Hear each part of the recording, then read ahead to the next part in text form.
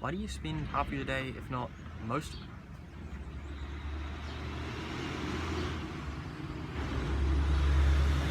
Why do you spend a lot of your day, if not most of your day, on entertainment? Things like YouTube, Netflix, Twitch. Hey guys, this video I've got a whole page of paper, both sides, with things to talk about because I'm not going to remember these if I don't have them written down. And yeah, it's probably going to be my longest video, but there's a lot to get to, so we'll just get into it now. So I'm sure you actually don't plan to spend most of your days, most of your weeks, months watching entertainment. But for some reason, a lot of people tend to fall into this, and before they know it, most of their day is gone because they've just spent time, scrolling on TikTok, watching YouTube videos, watching Twitch streams. I used to be like this, and for me at least, and I'm sure for most people, this is not what they plan to do with their day. And this can get out of hand to a point where, if you put this into percentages, a very large portion of your entire life is going to be spent doing these things. And as YouTubers, we love this. We get more subscribers. And as YouTubers, we love this. We get more subscribers, more views, and this is good for us. But as a human to human, this is not what we want to do, and I encourage not doing this. I don't want you to be spending most of your life, on YouTube, Netflix, and whatever. And do you want to look back in your life with resentment to your younger self? Because he let you spend, half of your days or more on these entertainment, practically wasting away? Or do you want to look back on your younger self with gratitude? Because he delayed gratification and built something wonderful, something you're proud of, and a life that you have no regrets with. Did you know that 90% of all people die with regret? They regret that they didn't live a life that was true to themselves and what they wanted to do. And they fell into society's standards and what was normal and what was expected of them. How fucking depressing and sad is that? 90% of people. And if you're not careful, this could be you. So this video is mostly targeted on staying away from technology and, wasting your time with entertainment that is overall useless. But I want you to remember that, you don't have to cut out all YouTube, all Netflix, all anything. You just want to have moderation, because there's moderation with everything. You just got to find what suits you and what really is going to benefit you most. So the biggest problem people have here with staying on their phones and watching screens is mental health and attention span. So throughout this video, I'm going to list off some things that you can do to improve your mental health and attention span.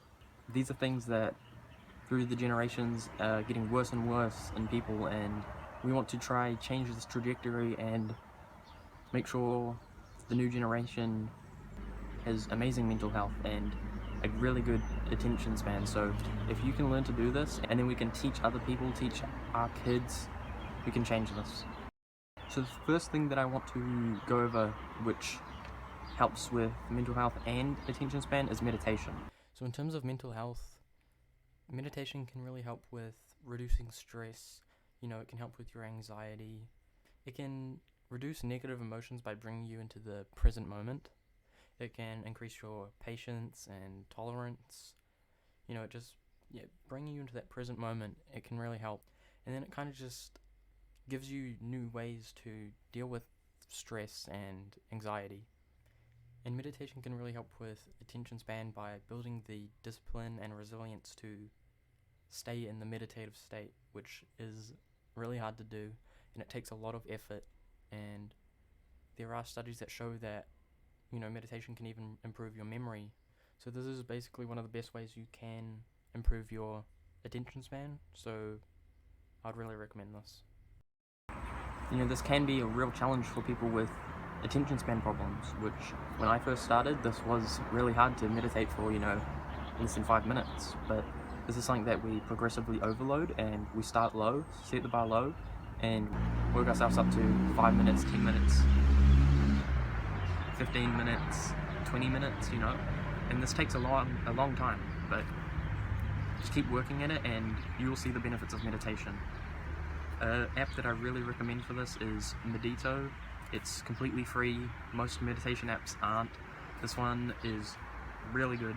It's got so many different courses that they have. You can download it on, the App Store or Play Store or whatever, and this is probably the best way to meditate if you need guided meditation through an app, which a lot of people when they begin do. The next thing I wanted to talk about is journaling and gratitude journaling. So journaling is a really good practice, and gratitude journaling as well for your mental health. So we'll start with journaling, which is really just, I've made a video about it about a week ago maybe, and it's just writing down anything that comes to mind. You can go deep into thoughts, you can use it to help you make decisions, you can even journal about why you're addicted to these entertainment sources, and this can really help you put into perspective why you're doing these things and how to get out of these things. Gratitude journaling is where you have a page, maybe a notebook, and you just write down things you are grateful for. And you can do this in a really simple way just by writing, the word itself, what you're grateful for. Maybe it's my shoes or my family. But a better way to do this is to write down what you're grateful for and then give a little explanation for why you're grateful for it. This is really good to just remind yourself about how good you really have it. There's so many things that you can find that you are grateful for, and just reread over what you've written down over the last couple of days and just remind yourself that you do have a lot to be grateful for, and this will keep you from feeling bad about yourself because you haven't reached the success that you want.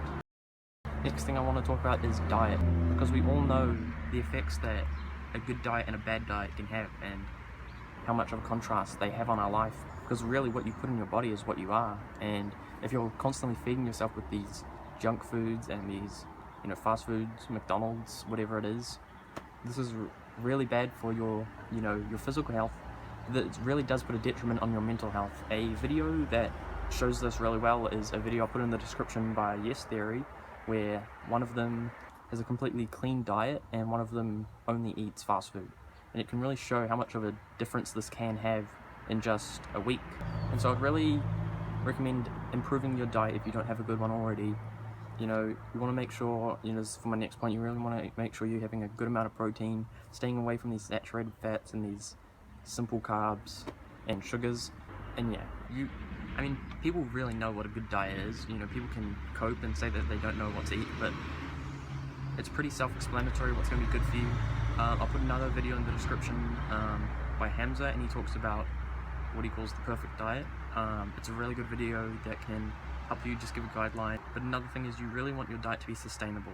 So don't make a diet that's chicken and broccoli every day, all day. This is not very sustainable. You want a diet that you can eat throughout your whole life and keep up with it, because you don't want a diet that you're going to do for a couple days and say this is too hard, this is not tasty, and then give up. So you want to have foods that you do like but are also healthy, and try new things. Maybe find some new foods that are really good for you that you've never tried before and you like them. So yeah, I'll recommend improving your diet. This will really help. And so my next point that I was talking about just before is exercise. Exercise is a very good thing for your physical health, obviously, but also your mental health. A lot of people talk about going to the gym and just having that space where you can just improve on yourself, and that's what you're there to do. And there's a million ways to exercise, from calisthenics to weightlifting and just cardio. Any of these really can help you. You can pick any of these. They all really help your mental health. Just find what suits you and what you enjoy the most. And this is also another reason to have a good diet, is to sustain yourself through these workouts and these exercises. If you can get a gym membership, that will really help, because changing your environment can really put you in the mindset for working out. A lot of people struggle with home workouts because they're in the mindset of being at home and I'll just do it later, I'm right at home where I can work out. But a lot of people, this just puts it off and they never really are in the headspace to work out. So yeah, changing your environment can really help. Or even having a set of workout clothes, this can put you in the mindset of going to the gym, working out, or maybe it's music. Yeah, I would really recommend exercising. It's really good for your mental health, really good for your physical health, really good for everything, and yeah, I'll try that. And it takes up a lot of space in your day. For a lot of people, this becomes a favorite part of their day, which can help you get away from the technology and the screens, is having the gym be something you enjoy, because I've heard a lot of people say that once they started the gym, this actually becomes their favorite part of the day. So maybe that could happen for you. So now I want to talk about the delay of gratification. This ties into all the points I've had before, from meditation, journaling, gratitude journaling, diet, and exercise. These are all things that take time to see results in, and things that may not be super fun in the moment, but you see the results more and more as you progress. So that's really what the delay of gratification is, guys, is not having these instant gratification activities like eating really sugary, unhealthy foods, watching TikTok videos, scrolling to the next one, getting these dopamine hits after dopamine hits. And the delay of gratification is doing something that is a hard task, maybe a challenge, but afterwards you really do feel proud of yourself for doing it, and the more you do it, the better it gets. So exercise, you'll become more strong, more fit, more healthy. Diet, the same thing. Meditation, you become more mindful, you can meditate for longer, you become more present. Journaling and gratitude journaling, it can really help your mental health, it can really help you become more of a grateful person, and gratitude is probably one of the best traits anyone can have in life, because no matter where you are, if you can be grateful for something, then you'll be happy. So we want to spend a lot of our time doing these delayed gratification activities because we really want to think of life in the long run. Do we want to, as we said at the beginning, have regret with our life, or do we want to be, at the end and be grateful for all these things that we did for our future self, instead of instant gratification, quick dopamine activities that really just help our present self and put a detriment on us for the long run. Another thing I want to talk about is having humility and a learner's mindset. So really what this means is we want to have humility in everything we do. From the gym, we don't want to go in there and ego lift and come in here thinking that we know everything and we can do everything. We want to start having the bar low, and we want to be aware that we don't know everything and that we always have something to learn. There's the learner's mindset. I think that's what it's called. It might be called something else, but it's where we go through life always learning and always knowing that we have something to learn about everything, even if we think we know everything about everything. Maybe we've done a certain activity for years, maybe we've gone to the gym for over 10 years, we still have more to learn. We can improve in any space of anything all the time, and we just want to always have this mindset and remind ourselves that we aren't perfect, we don't know everything, and we can always improve. This is where a lot of people go wrong, is they don't realize that life is a marathon, not a sprint. And so, say something like meditation, people will start meditation and not be able to do 10 minutes instantly, and they think, they'll just quit because they don't realize that this does take a lot of time and effort to be good at. They don't have the humility to admit that they aren't where they want to be with this activity, and they will just not continue because they don't think it works, because they can't do what they thought they could. It's the same with the gym. People will go to the gym, and a month later they're gone.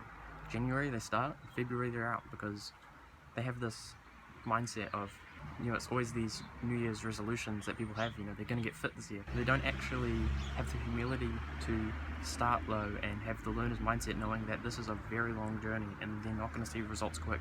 This is going to be a lot of hard work. But when we push through and do these things, our future self flourishes with all the rewards that we've been working towards. We're in this to not burden our future self. This is a quote that I really like, is don't burden your future self, because when we burden our future self with the work that we didn't finish now, it just gets stacked up, and this is where we start to crack and we fall into depression and anxiety.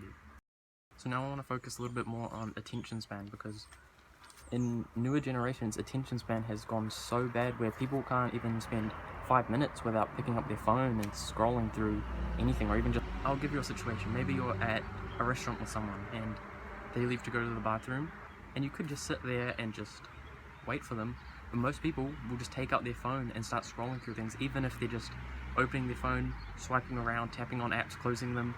People just need this constant stimulation in their brain, and I think a lot of this does come from social media, and especially TikTok, and they have this on everything, Facebook, YouTube, Instagram, where it's this constant scroll down. And this is actually something that, scientists or whoever they are have figured out, that scrolling down through apps is very addicting to people. They even did this on Snapchat, where they changed going through stories sideways, they changed them going down, because this is something that stimulates your brain and makes you keep wanting to do it. And so people have become addicted to watching these, to the point where even infants you know, babies are on YouTube watching videos constantly, and it just fries their brain. And this is why a lot of people have ADHD now, is because they're used to having this constant entertainment and always releasing this dopamine. And this is something I'm strongly against, is, you know, giving little kids these technology devices and YouTube. And this is really just something, you know, this is a little bit off topic, this is really something that happens when people aren't good parents, is they don't want to spend time with their kid.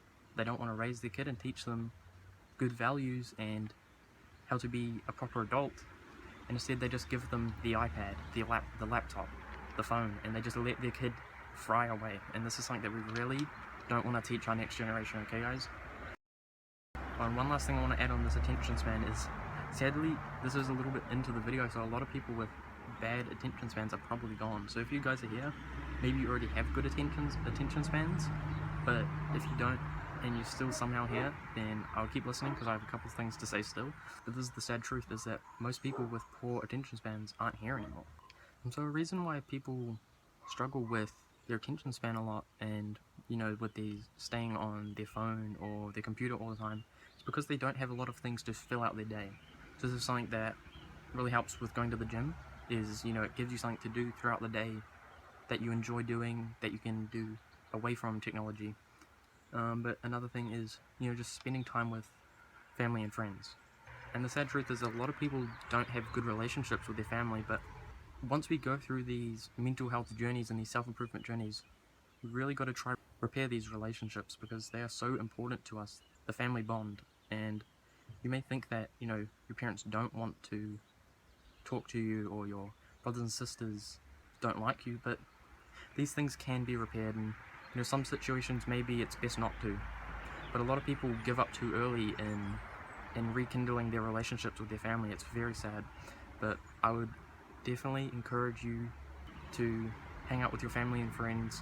Maybe you do have good relationships with them, which is really good if you do, and this is something that you can do to keep you busy, is hanging out with them, because this is really something that gives us a lot of, well, it makes us feel good about doing, is spending time with other people, other humans. This is something that gives us a lot of gratification. You know, if we spend 6 hours just, you know, on technology watching different things, this really doesn't, we don't feel proud of ourselves after doing this. But when we hang out with friends and family for a day, this really does give us, like I said, gratification. Okay, another thing I want to talk about is spending time in nature. This is something that a lot of people don't do anymore, especially the people who live in big cities, these really unnatural living spaces, is they don't spend time in nature. And this is something that a lot of people, like I said, miss out on. And it's really sad, because nature is a very good tool to improve your mental health, and it's just something that naturally is pretty enjoying to do, is to be in nature and listen to the birds chirp, and, you know, finding nice looking leaves or flowers. This is something that, you know, humans are meant to be. This is a natural environment.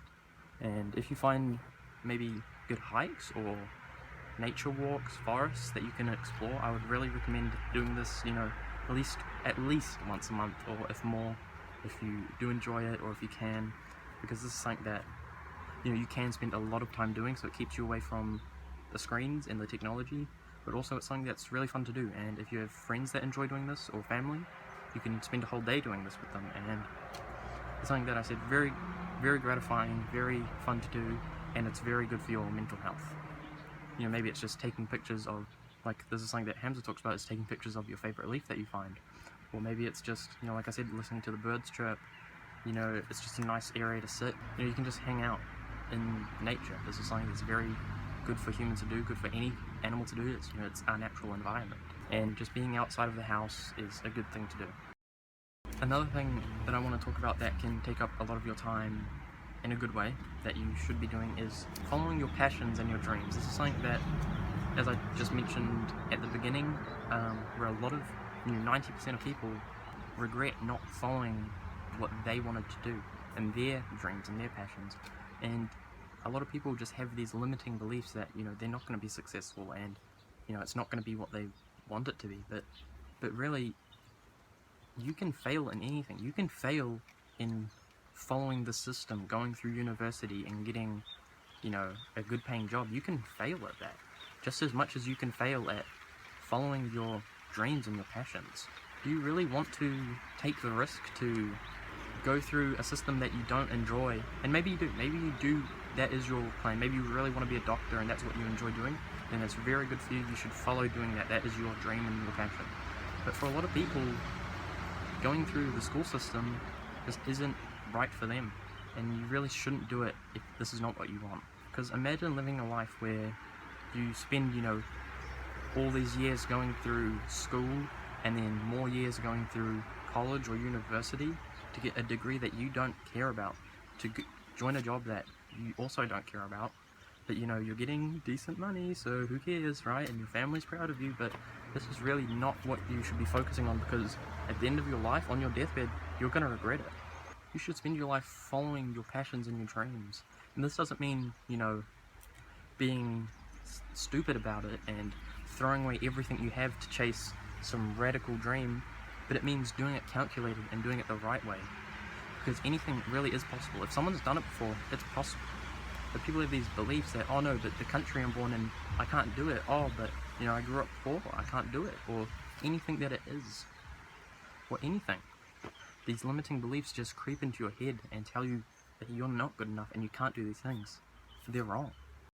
And even if you fail, just as you would through this university and this college and this normal job, maybe you do fail in following your dreams. Would you rather fail following what you love and doing what you love and not reaching 100% success in doing what you love? Or would you rather do that with another average job that you don't enjoy? Because following your passions is extremely rewarding, even just the path towards where you want to be. It's a very popular quote, right? It's not about the destination, it's about the journey. And this can be something that's very fulfilling for you, and working towards what you love and what you enjoy is a lot more fun than spending every day dreading what you're doing and only for a result that you also will not enjoy. A book that I would recommend if you're interested in, following your passions and dreams is The Magic of Thinking Big by David J. Schwartz. I've recommended this in my other video. It's a really good book, and it just helps with your mindset and thinking big and following your dreams and your passions. And it's really good because it gives you examples and really specific ways to apply the methods of what he's talking about. So I would really recommend spending the however much it is for the book. Really recommend if you're interested in this. Alright, just to end of this video, I want to talk about sleep. This is something that not a lot of people talk about, but how important sleep is for you and waking up early. So a lot of people see this as something that doesn't really matter, but if you're someone that was like me and was, always inside, always watching things on your phone, on your computer, maybe playing video games, whatever it is, waking up early and having good rested sleep, having a good amount, at minimum 8 hours of sleep, maybe 9-10, and feeling fully rested and waking up early, this is very important. Let me tell you why. So obviously we all know why getting enough hours of sleep is important, because you wake up and you don't feel fully rested and you're very exhausted throughout the day, then you're never going to get as much value out of it as you would if you were. And a lot of people do wake up and they think, they are really tired even if they got these amount of hours of sleep. But the reality is, for a lot of it, is they just haven't woken up yet. So a lot of people wake up and feel like, oh, I'm so tired, but this is just because you haven't stood up, got out of bed, maybe drunk some water, and started doing something. And as soon as you do that, within 5 minutes, you're all energetic because you just haven't given yourself the chance to wake up. And a lot of people make this mistake of waking up and instantly, going on into the lounge or on the couch, snuggling in a blanket and watching something to wake up. But this really just keeps them in that tired state. So this is a mistake that you do not want to follow, and I did this for a very long time thinking it would help, but it doesn't. Just sitting there, in a very comfortable spot, and that's basically just being in bed, but you're awake. So it's just resting. You're not giving yourself that chance to be energized. And for waking up early, the reason waking up early is very good is because you have more hours of sunlight. And this is how humans, were. We would wake up as the sun rises and go to sleep when the sun sets. And this is how you get the most out of your day, is Jesus, these cows, man. And this is how you get the most value out of your day, because when you wake up early, you know, it doesn't have to be when the sun rises, obviously, but, you know, before 8, preferably, maybe a little bit earlier, or it really depends on your schedule, but preferably before 8. And this gives you a lot of hours in the day to do what you want, because a lot of people waste a lot of their day by waking up, you know, at 12 p.m. or later, and this just gives them less and less and less hours of sunlight. And when there is no sunlight, what do? We go inside, and what's inside? A lot of technology, for most people at least. And when we're inside and surrounded by technology, and you know, it's nighttime, it's dark, we've got to settle down, guys, even though you've only been awake for 6-7 hours, you know, it's just, what comes to us is to, you know, open up the phone, go on your computer, whatever it is, PlayStation, and now half of your day is spent on these screens because it's dark outside. But if you wake up early and the majority of your day is sunlight, then it gives you an easier way to do more things, because you can leave the house, you can go outside in nature, even just reading outside is a lot better, and just being away from the stuff is a very good way to fill your day with these activities and just get the most out of it. And very last thing before this video ends, guys, that I will recommend that I wrote down, this is actually how I came up with this video, was staring at your wall. Now, a lot of people think, you know, this is, you know, a stupid thing to do, is just, you know, look at a wall and stare at it. This is a very good way to get your mind working and, you know, thinking, because, you know, you may not think about this, but before there was all this technology and entertainment to distract yourself with, a lot of the time what people did was just think. And this is how a lot of the great thinkers were made, were having a certain amount of time just sitting there and letting their brain think and be creative. A lot of people shut their brain down and just, you know, constantly block it out with these entertainments that they never actually get this time to think. So I'd recommend having, you know, 10, 20, I go up to 30 minutes of thinking time, sometime, at least, you know, a couple times a week, just do this. And that's, you know, like I said, how I came up with this idea of this video, was I was just sitting there thinking, like, what can I make for a video? And I came up with this whole idea, and that's how I did it. So this is something I would recommend, and also tests your ability to distract yourself, and, you know, giving you that time that you're just sitting there when you can use these things, but you choose not to, and choose not to distract your mind, and to let it work. And that's basically it. Okay, that's the end of the video, guys. I would really recommend you go off of YouTube now. You know, you've watched, this video is probably pretty long. You know, you can probably go off YouTube now. I would recommend it. You know, give your mind some thinking time. I would consider all the things I talked about in this video. If you haven't tried any, I would try some. I would recommend you try them. And yeah, I really want you guys to improve your own life, and, you know, that does come from spending less time on YouTube. So, I hope you enjoyed.